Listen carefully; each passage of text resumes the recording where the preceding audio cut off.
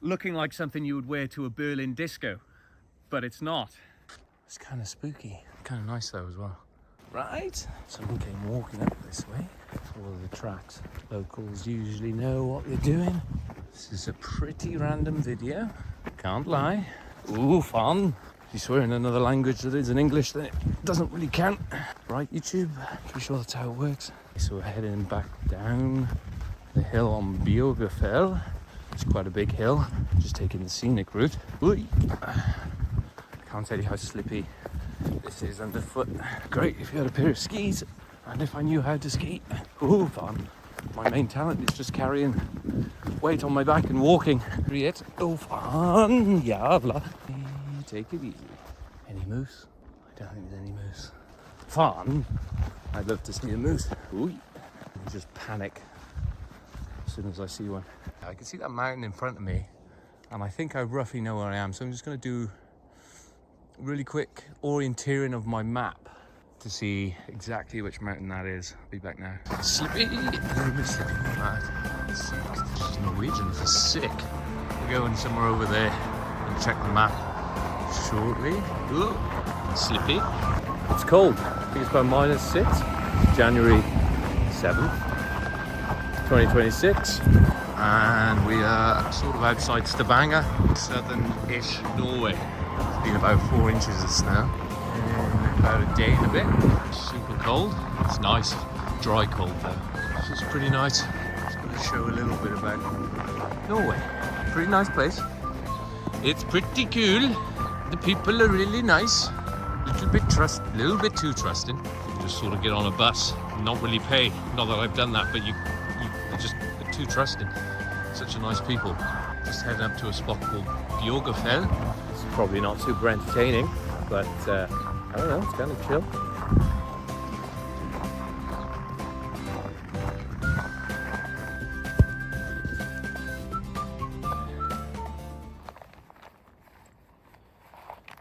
Right now I'm just orientating my map. Always take a knee when you orientate. It's just good drills. You want the declination arrow in line parallel to the eastings, and then once you've done that, hold the map out flat, turn it until red is in the shed. There we go, this direction. So now I can show you sort of where we are. So we have just come off Bjørgafell by here. Sort of see that? Bjørgafell. We are coming down Bjørgafell through these little paths. It's a bit awkward to film this. That's in my chin. There we go. So now we're coming down off here, coming down, descending. We're in this wood block, and then we look forward. So this is where I was originally kneeling. We look forward, we can see it goes up here into this small hill. So that's the one directly in front of us. You can see it right there. So to confirm this, we're going to hit to the top of this, and then once we're on the top, we can then hopefully get eyes on this road, this main road here. It's a motorway, and then this water mass, little lake area as well, called that. If you can, Brasteinavaldnit. That's the one. There we go. Harasho. Очень хорошо. Pravana. Put the gloves on. Getting pretty cold. In fact, I should probably be quiet because check this out. Look, I'm pretty sure that's either a small child from Wales due to the funny shape of the feet, or a deer of some sort. I haven't kind of a clue what tracks a moose makes. Don't know if that would be a moose. If it is, it's very small, so it's probably a deer of some description. They're quite big. I don't know. I'm just going to keep the camera rolling because these look pretty fresh, I think. Maybe, probably not. I don't know. We're still heading on that bearing, and the mountain's there, so it's pretty obvious. Conditions are good. It's not clag or anything. It's just dry, clear, and fucking cold. So we'll just see where these tracks go. I'm going to put my other glove on. It's really cold. That's better. It's currently about -7. Driving retarded. What tracks are these guys? And girls, people who actually know what they're on about. It's a deer, right? That's gotta be a deer. Some go that way, and then there's a set going this way too. It seems like a small area. Some going off that way. We're not gonna stray too far off. Our main goal is getting up here. So there wasn't too much to go off on the map. There were no obvious paths going up here or anything like that, so it's just a case of pathfinding our way up there.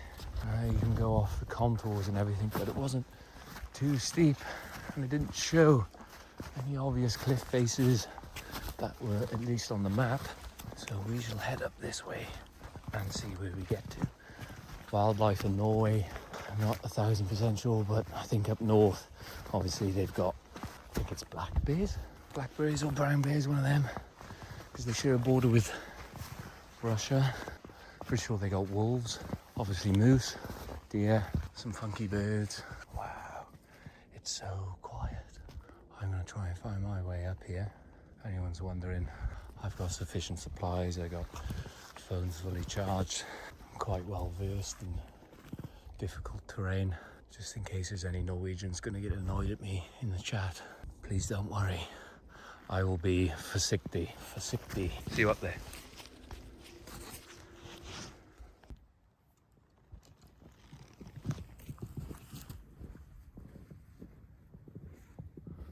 We're at the top.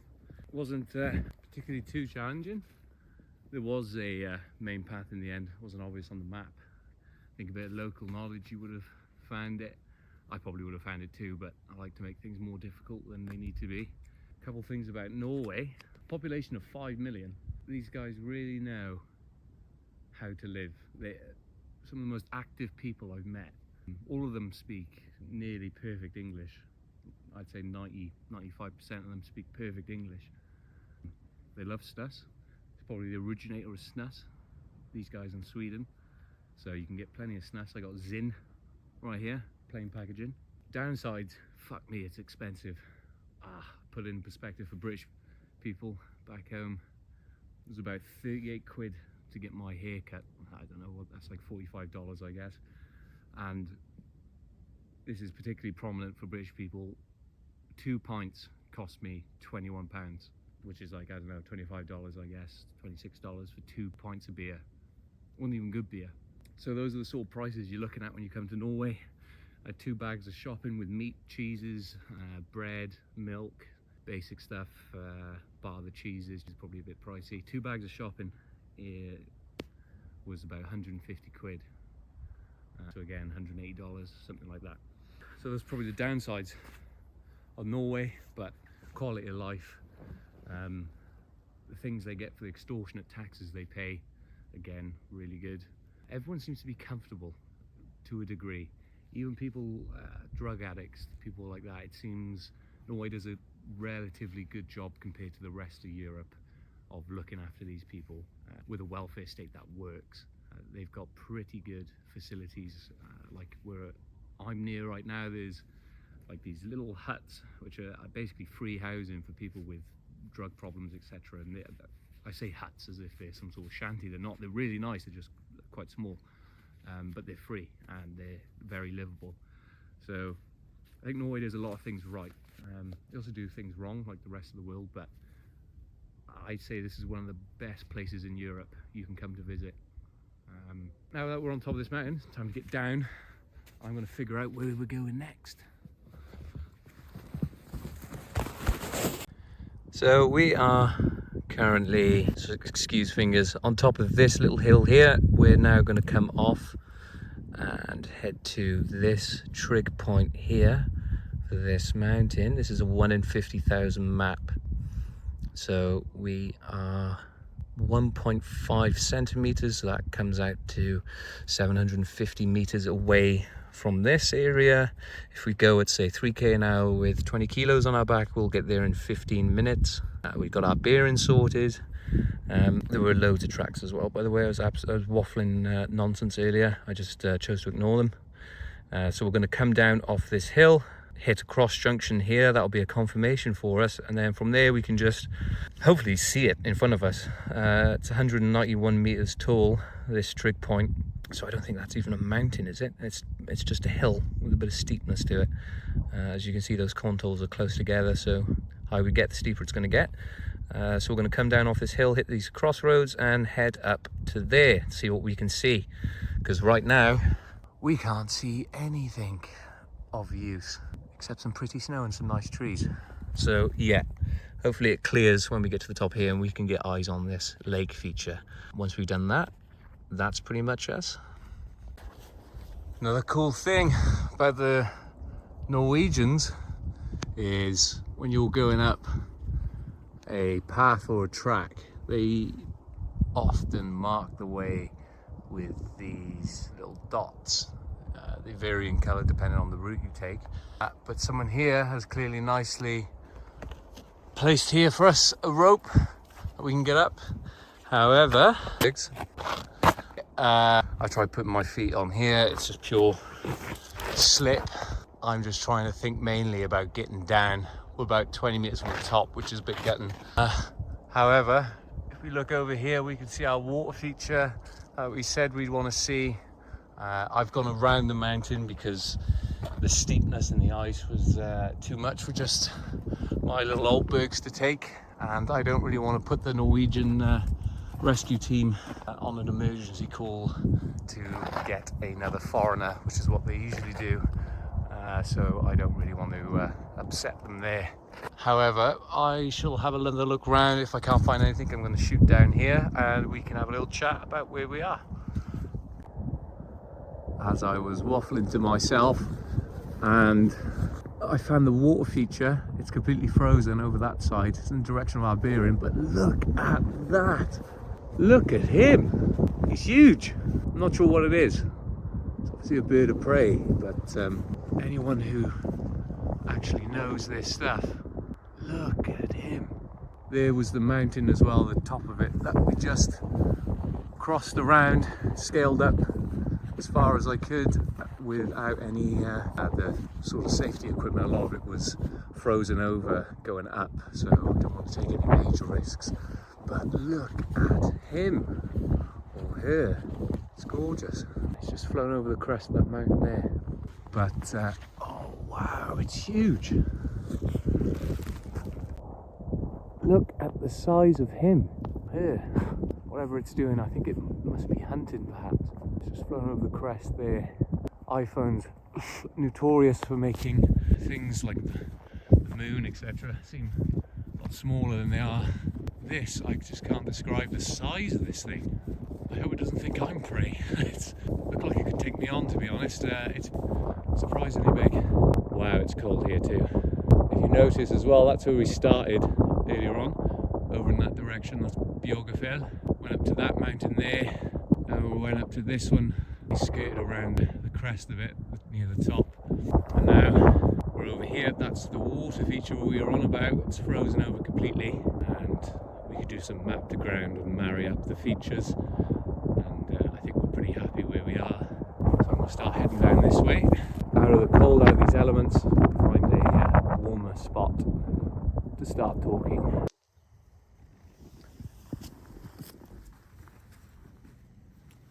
This is the second time I filmed this. I'm out of snus, that's upsetting. Second time I filmed this. First time was all in slow-mo, so that's not ideal. Reusing it, a bit gross. But we've come off our mountain, and I'm starting to call it a mountain now because it doesn't quite give it justice on the map. Again, that's a skill you pick up with time, is visualizing map to ground features. It's pretty steep, as we did say. It was steep, and looking at it, it's I'd class it as a mountain from where I was standing, at least. But we've come around the side of it. We had a look at that cool bird. I don't know what bird that was. If anyone does know, please let me know. And we've just come down off the side, off the sort of eastern side, coming around now to the west, which was our original direction of heading back the way we came. And I'm just in this dead ground area, and 250 meters that way is a main road where I'm going to go over this dead ground features, hit that road and start heading back home. But what did I want to say about Norway? There's just so much I can say. So many positive things I want to say about the people and the country in general. It's just going to be too much for such a small video. But just going through this little trek, you can see how unprepared, especially foreign people like myself, how unprepared people can be if they come out here, especially in these sort of conditions, in these colder climates. You know, people come with maybe not so prepared when it comes to cold weather. We also come unprepared with footing, fitness, things like that. And the sort of rock stars of Norway, in my view, and I think quite a few Norwegians' views, is the rescue helicopter guys and girls, who are just these multi-skilled, multi-talented, really intelligent people who are, like I said, the rock stars of Norway, it seems. They come out more often than not for foreign people like myself who have strayed from a path, not followed path, broken a leg, ankle, things like this, hit their heads. And they are, especially through the winter months and summer months too, because summer can be quite unsuspecting, I suppose, with footing again. They come out and they dangle off their helicopters and pick people up and take them to hospitals. It's so professional, so cool, aspiring people, and my hat's off to them, because they do a really tough, challenging job.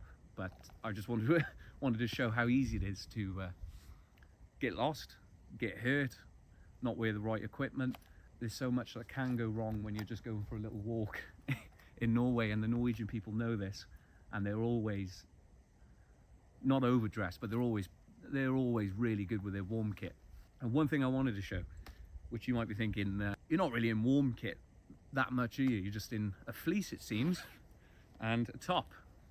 Well, you would be partially right, because I'm wearing something that the Norwegian military swears by, and I can see why. And I don't know why other European militaries and British military, they don't issue these out to their guys and girls, because the Norwegian military, they issue these out as part of their just standard kit. But I'm pretty warm right now, even though you wouldn't really think it just wearing this. But underneath here is a secret weapon, which I will show you. It is looking like something you would wear to a Berlin disco, but it's not. It is a wool mesh netting, sort of like a fishnet style, and it just keeps in the body heat and expels excess heat. So it traps in your body heat and gets rid of any extra heat you might generate from walking uphill, etc., or running. And the genius part about it as well is, if it rains or if you get really sweaty and stuff, it wicks away moisture, so you can keep relatively dry wearing this. But it's something you can just wear all the time, which is what I love about it, because you can naturally get a little bit lazy when you're out and about and you start getting tired and things like that, and you sort of start stripping off clothing, putting on clothing. This can stay on you pretty much most of the time, unless you're doing really super intense physical exercise, then maybe not so much. But afterwards, whack it back on once you start cooling down. This thing is brilliant. So this is why I'm wearing pretty light clothing, just a fleece and a top over this. But yeah, it does sort of look like you're going to a Berlin disco, but you're not. So yeah, you can pick these up. They're kind of a little bit expensive, but well worth it if you're out and about all the time, or if you're in a military that doesn't issue them to you, things like that, or you're an avid outdoors person, does a lot of camping, trekking, etc. This is a must. So where am I going from here? Like I said, go in that direction, and we're going to hit road and start heading back home. But I just want to thank you for joining me. If I don't film anything more, I think I'm going to do a few more videos. I'm sort of doing this as like a digital vault, I guess, of memories for myself. Not a huge fan of social media, but sometimes I think it's necessary if you just want to, I don't know, keep a track of things. At least somewhere this is recorded and it's stored on a platform like YouTube, which will hopefully be around for a few more decades at least. So yeah, thanks for joining me. I'm going to start shooting off now, so hopefully see you in another video. And if you find out what that bird species is, please let me know, because that was really cool.